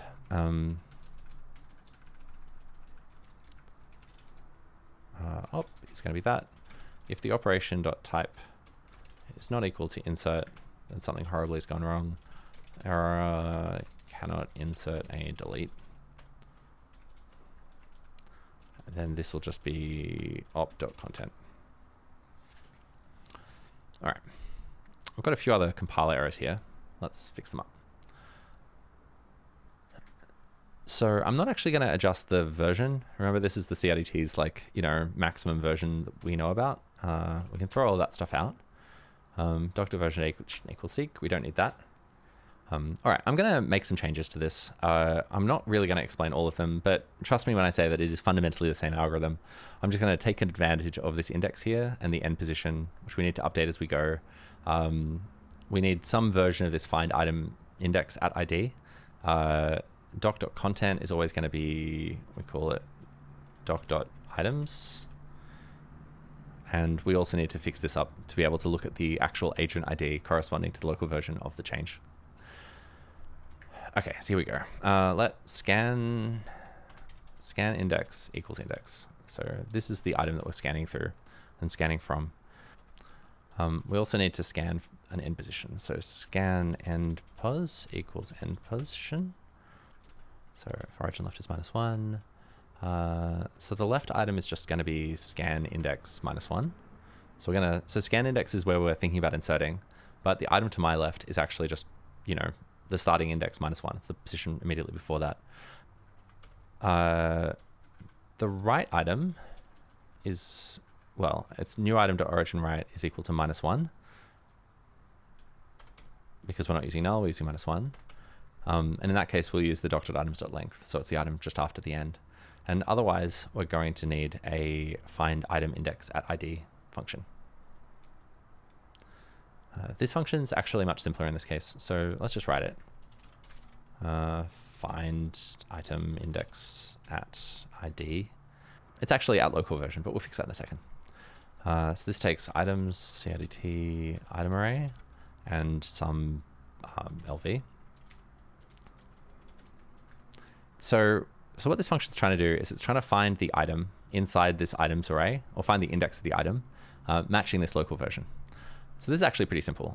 Const index is going to be equal to the items dot, well, because this is an array, we can use find index of the item where the item dot local version matches the local version that we're looking for.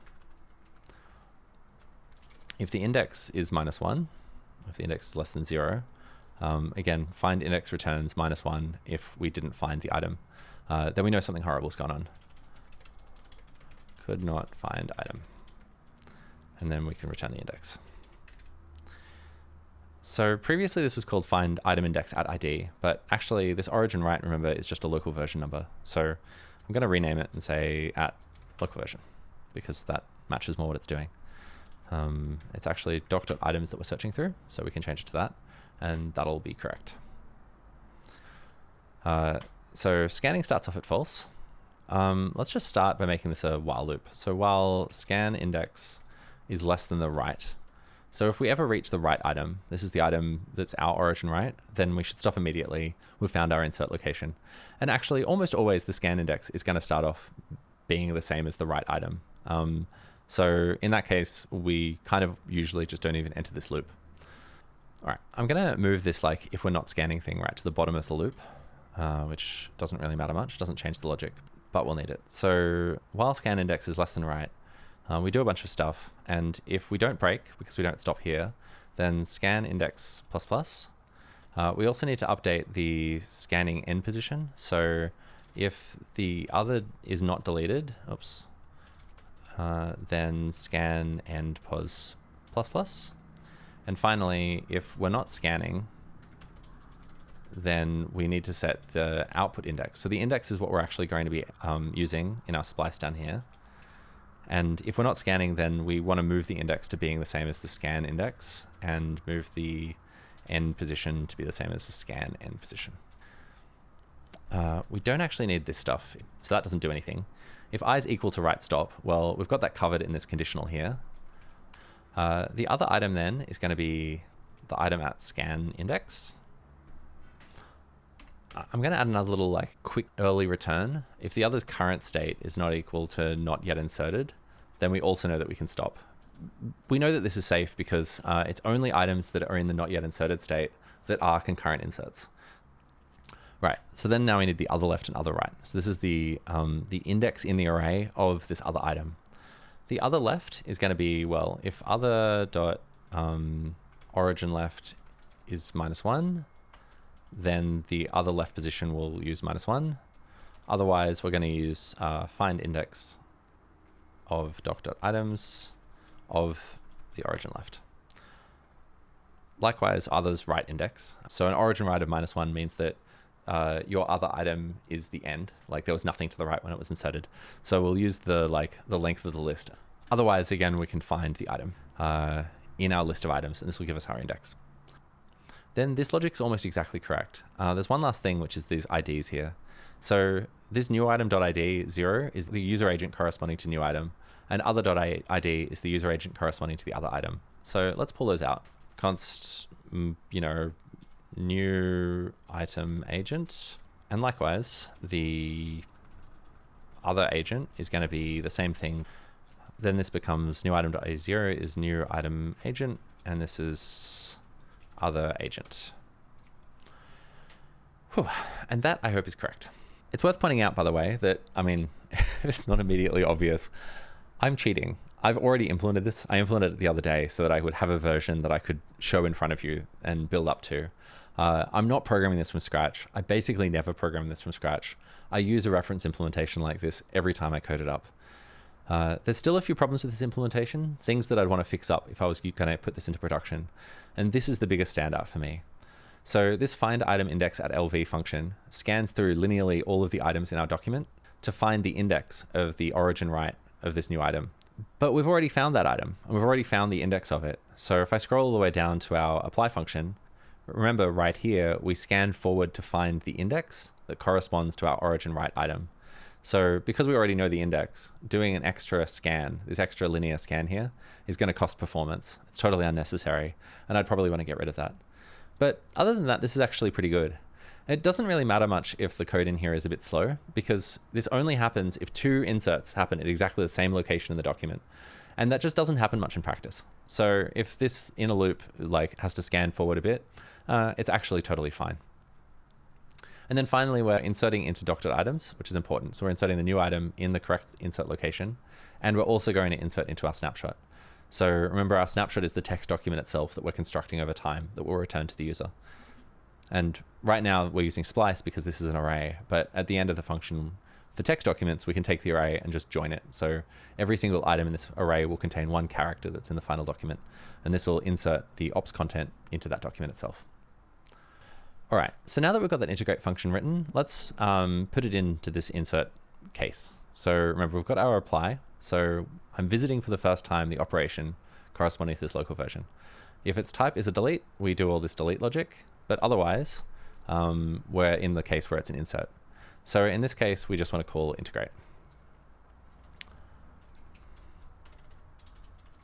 So integrate takes in our document, our oplog, our item, which I called item here. The index is going to be this index here, which is the starting index that we're going to scan from. So we found that by looking up the current position from the operation. The end position, and again, this is the end position that we got back here when we found the item. So the end position might be moved forward even further if there's more items we need to skip over, but that's the end position of the item that we're inserting, at least its default. And finally, snapshot. And so this is the document state itself that we're modifying when we visit this item. Whew. Okay. So that is our apply function. So now finally, all of this should work. So we've got our checkout function, which takes an operation log. We create a CRDT document. We're going to fill it with items. And as we fill it with items, we're going to construct this snapshot. And the snapshot is what the document content itself actually looks like after all these operations have been applied. And then we want to return it. So instead of returning an empty list, we'll return snapshot. And let's see if it works. So I'm just going to run this code again. So when I run it, I get, remember, all of this apply, retreat, apply, and so on. So this checkout function is still, we've still got all these console logs. But if we go back down here, checkout now also should be returning a string array or an array of strings. So const result equals checkout, and let's console log result to see if it works. Yo, hi. All right, so this is looking pretty good. So we'll notice here that we put all of the characters that Alice typed, so all of Alice's inserts of yo, before the inserts that Seph made. And this is correct because when two inserts happen at the same location at the same time, in this case, this H and this Y are both inserted concurrently. So they'll both fight over which one goes first. In that case, we eventually fall back to the agent IDs. And because Alice comes before Seph in the alphabet, this is correct behavior. So the Y happens before H here. So the real moment of truth is if we check out oplog 2. Now remember, oplog 2 contains the same set of changes, but they're in a different order. So our sequence here of events is going to be in a different order, but the convergence property means we should always end up in the same document state, even if that happens. So let's see if it works. Hey, great. This is exactly what we wanted. So we get the same document regardless of which order we apply all of these changes in. And that's exactly what should be happening. And I don't really want an array of characters. So let's just join them all together. And now I get this string, which is the resulting document state. Doc is results. Bum, bum, bum, bum, bum, and that's working. So, all right. Well, I'm very happy with that. This is getting us almost all of the way we need to be able to have working egwalker. And by the way, this is egwalker. So we've now got a working egwalker implementation. I'm going to finish this video here because I've been talking for like over 2 hours, and that's way too long for one video. I'm getting exhausted. I can't imagine how you're feeling watching all of this. Thank you for sticking it through. I know that I promised this algorithm is less complicated than the paper looks, but I mean, you know, it's got some details. So we've got this much code so far. Let me just do a brief recap before we finish up. And we've got what, like 365 lines of working code. So we defined, first of all, a global ID, which is an agent and sequence number, but we've also got these kind of like local IDs. This is like a global version, but our local versions are just going to be inside each document, an index. And what we actually store is one of these operation logs down here. And an operation log contains a list of operations. So it's an array of operations where every operation is kind of identified internally by its index in that local array. We can create an operation log, we can push changes into it, we can push inserts, we can push deletes, which we haven't actually tested out yet, but I should test out. And when we push all of this stuff, we're just populating this array of operations. The operations, once they're put in there, they're never changed. They're totally immutable. So if I've got two document states, so in a case like this, so I'm adding all of these items into an operation log, and I'm adding all of these items into an operation log, I should be able to merge all of the changes together. And when I finish this up, we'll actually wire up this editor to use the implementation we've just written. So our operation log contains all of the items that we merge in, and obviously the indexes are different. So here the A that I typed was index 0, here the F that I typed was index 0, and here that F corresponds to index 8. But regardless, we can merge all of the changes from two operation logs together just to make a big old operation log that contains everything that we've ever wanted to know. And that's implemented by our merge function. So merge into then takes everything from this operation log and copies it into this destination. But it only copies the ones that are missing. So once we can merge operation logs, the operations don't really do much on their own. So what we want is we want this kind of checkout function. And what this is going to do is take an operation log and start with an empty document state and apply everything in that operation log to produce the document as it looks like at that particular point in time. So this checkout function is kind of a simple version of checkout, which is going to go through every single change in the operation log to produce the snapshot. So in the next video, I'm going to make a more advanced version of checkout that does less work. The big problem that checkout has right now is that we go through every single change in this operation log and apply all of them to the document. But we don't actually want to do that normally. So let's say I've got some document state that contains, again, a bajillion changes. So we've got all of this stuff, and it's all been merged into my local document state. And then I send that to someone else and they make a single character change. When they merge this G that I just typed, when they merge this back into this document, I don't want to have to generate a new document that contains like, you know, and replay all of this document. I want to be able to just add this one G here and just update my document state with this new character. And to do that, we're going to have to make our checkout function sort of differentially, cleverly take in an existing snapshot object and update it by only making the changes that we need to make, by only adding the operations and the events that are missing from the current document here. But we'll get to all of that in the next video.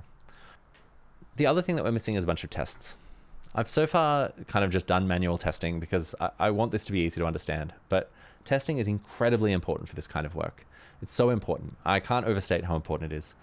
The reason is that you are not going to, by hand, try every single combination of events that happen in some weird order, and then a delete, and then an insert, and da-da-da-da. There's going to be insert sequences that you don't think of, and if you don't test your code properly, your code will be wrong. And I say this because every single time I implement this code, I find when I actually do proper testing, I find bugs in my implementations. And I've probably implemented like maybe 30 copies of this. I've done it more than anyone else has, and I always make mistakes. So we're going to add a fuzzer to this code, which is going to try every possible combination that a random number generator can think of document ordering to see if we can find any case where two documents don't end up converging when they copy all of their changes into each other. And hopefully we don't find any bugs, but it would not at all surprise me if, even though I'm working from a reference, I've made some mistakes in this particular code. When I was writing the reference, I thought that it was all correct because I've done this so many times, but of course, every time I attached a fuzzer to it and I found it was like 3 or 4 bugs, which broke it in various obscure cases. And once I fixed those bugs, then it started working. So that's the end here. I'm going to stop here. As I say, we've got, like it's a big long paper. The paper is, talks about all of this stuff, but the implementation is just a few hundred lines of code. And a lot of this implementation is in this integrate function, which it's the integrate function from Fugue. So subscribe. I'll post the next video in the same place. Bye.